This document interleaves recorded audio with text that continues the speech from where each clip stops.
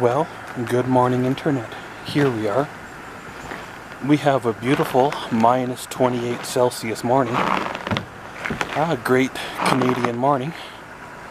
A good day to try to get out and do a few things. And yeah, welcome to our vlog. So, here we go.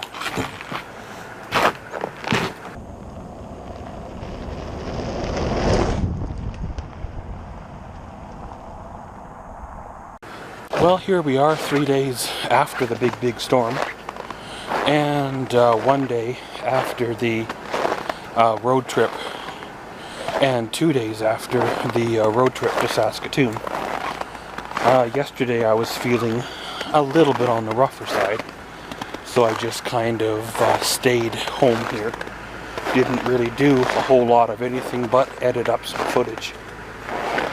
I've got a little bit of a video clip that I will insert here of the highway conditions and the road conditions in the city and a few things like that.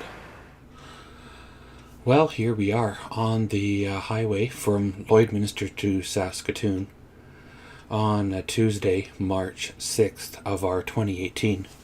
We are 2 days after a big storm, and well, as you see, the roads are, by my standards, very good.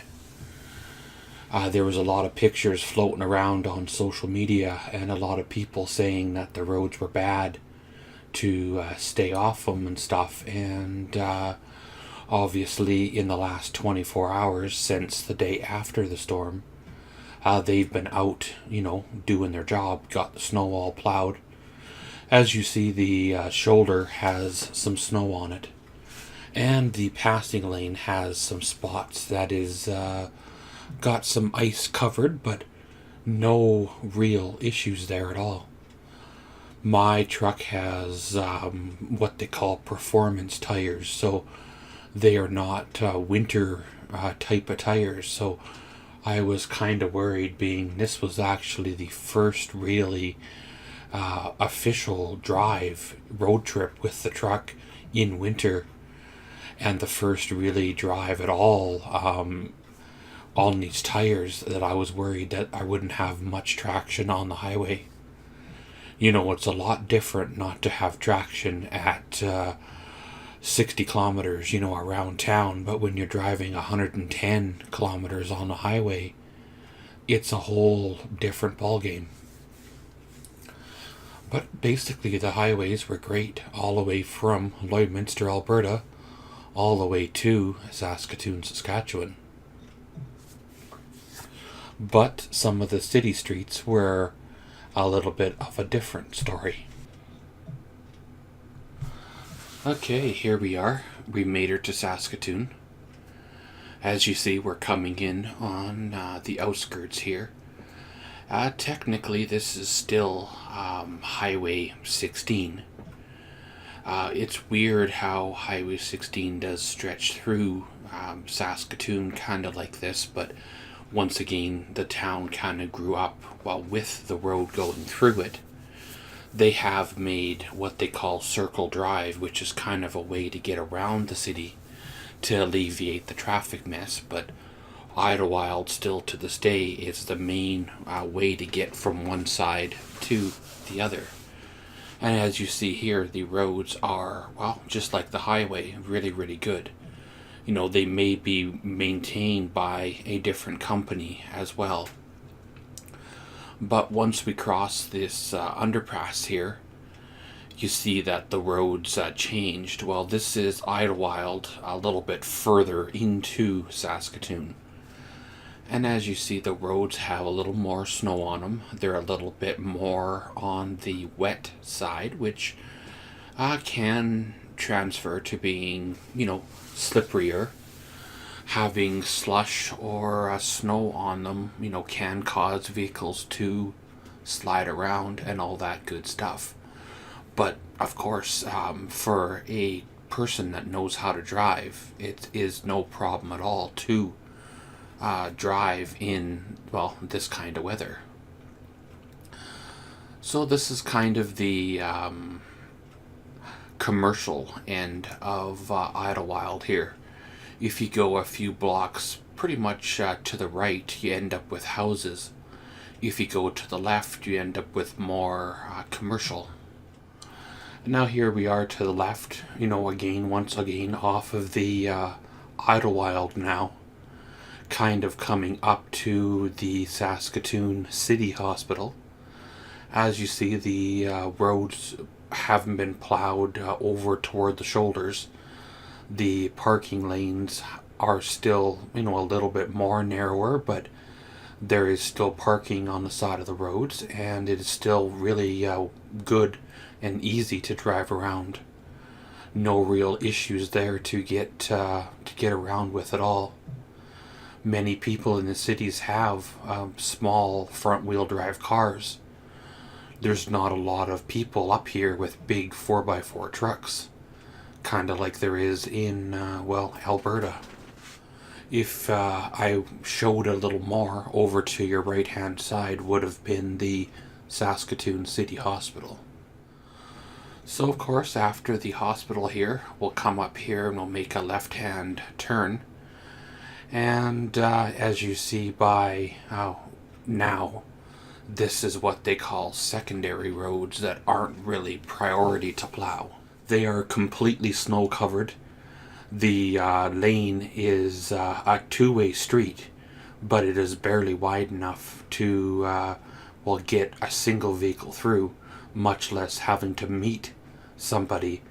As you see, this red car in front of me pulls over, and then I pull over, hoping the SUV there would go through, but they were courteous.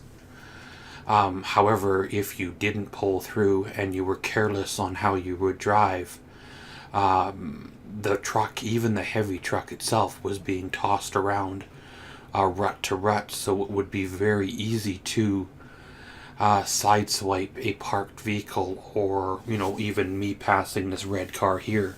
There'd be a bit of risk added there.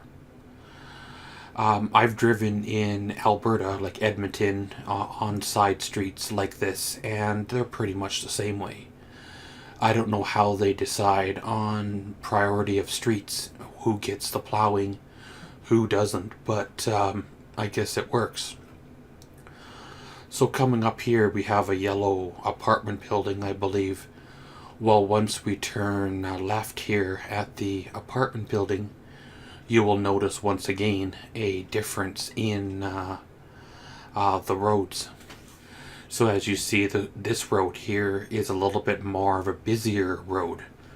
It is still not plowed, like fully down to the pavement, but being there's more traffic on it, they salt it more, so it does get, chewed up more, so it's got better traction. It looks like there's a parking ban on the left-hand side, so nobody parks over there. It's just parking on the right. And then up here, of course, it intersects with a bit of a busier intersection. And then we're basically back to the winter driving conditions without much of an issue. So pretty much make your little stop sign there. You turn right when it's clear. And, away we go. As you see here, this is kind of your standard side street, sort of what I'm used to here in Lloydminster, as well as the snow-covered streets as well. As you see, we got a train bridge here. I don't know why, but this train bridge actually kind of looked neat. The bridge, the overhead structure, and of course the artwork on the concrete.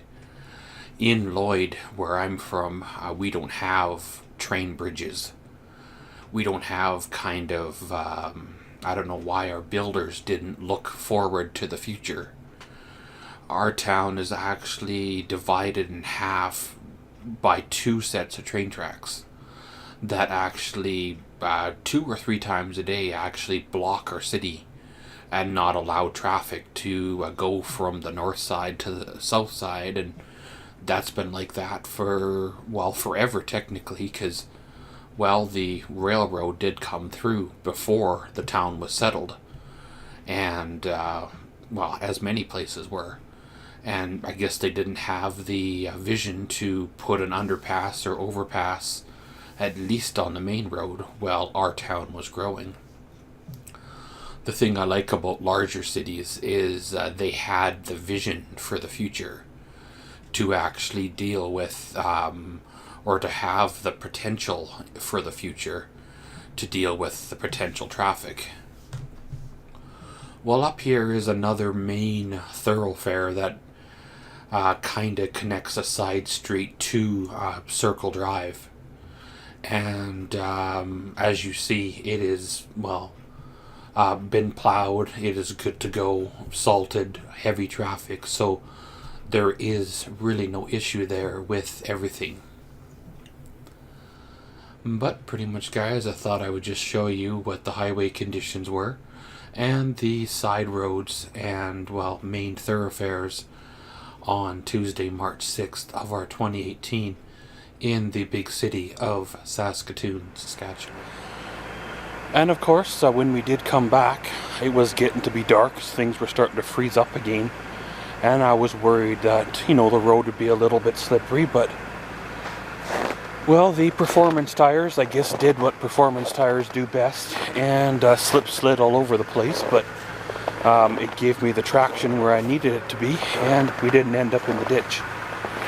I was kind of worried that because they're smooth tires that we'd end up with trouble, but I think it also helps too that the truck is four-wheel drive, and I have a little bit of few years of driving experience as well to drive around city traffic in snowy conditions with bald tires, or summer tires, I guess.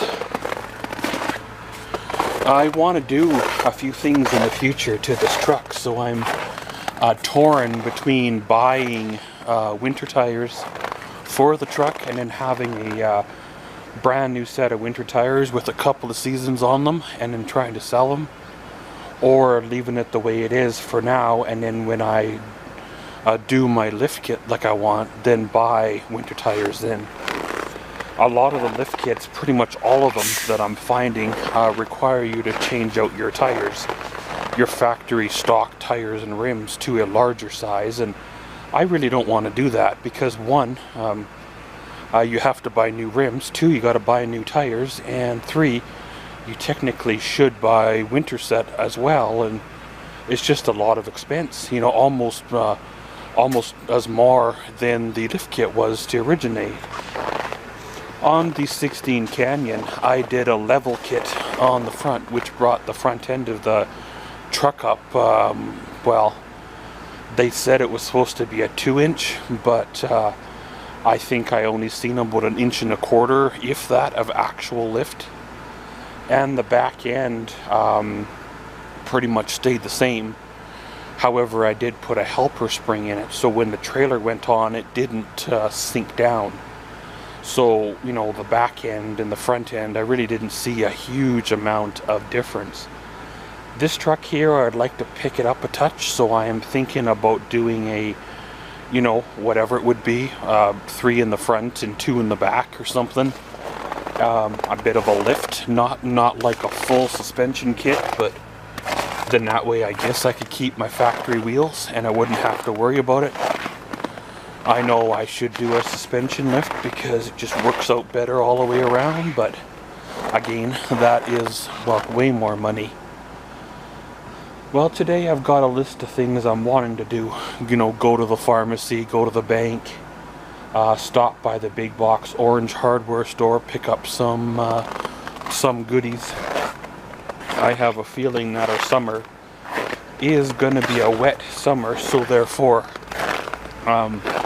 I think I'm going to put a extra sump pump in my basement just to, well, make sure.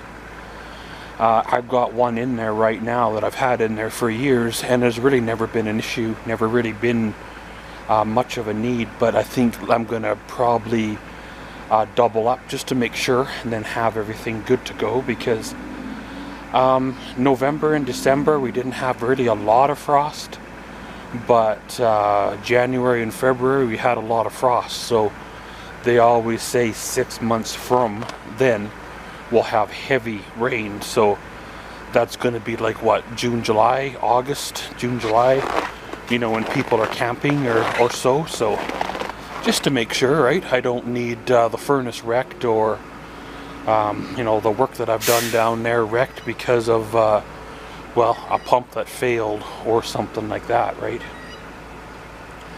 That's the downside about this town, is I have no reason to understand why they built it here where we did. We're like 50 kilometers or so from the nearest river for drinking water, so we gotta pipeline our water in.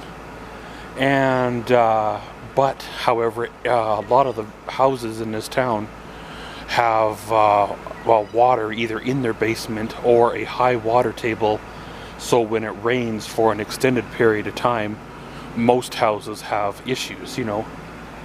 Mine is okay 99.9% of the time. However, there is that one drawn out storm where we get back to back where it does start to seep a little on the floor, you know, like kind of wet concrete. But I know people who have built newer homes, like homes just a couple of years old, and they're wet.